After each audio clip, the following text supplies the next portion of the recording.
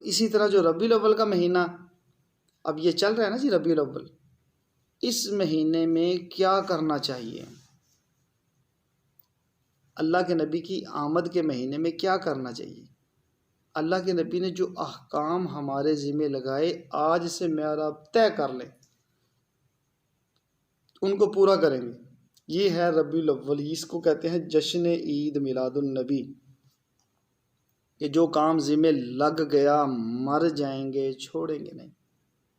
نماز فرض ہے، عرش پہ گئے، وہاں سے لے کے آئے۔ اس مہینے میں ہم طے کر لیں، اللہ کے نبی عرش پہ جا کے اللہ پاک سے جو تحفہ لائے تھے میرے اور آپ کے لیے، وہ نماز لائے تھے۔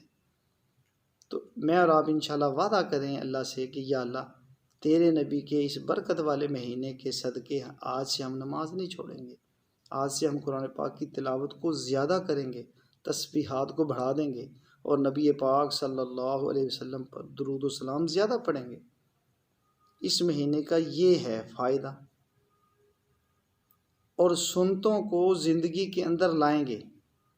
آج جو سنتیں زندگی میں نہیں آ رہی ہیں نا جی، وہ جیسے ایک دیوار بنی ہو نا، تو دیوار کی ایک اینٹ گر جائے تو ایک وقت آتا ہے اس کی اینٹیں گرنا شروع ہو جاتی ہیں، کمزور ہو جاتی ہے۔ آج ہم نے سنت کو سنت سمجھ کے چھوڑ دیا، جس کی وجہ سے سنت ہماری زندگی سے نکلا، فرض سے بھی نیچے جا رہے ہیں۔ کیوں؟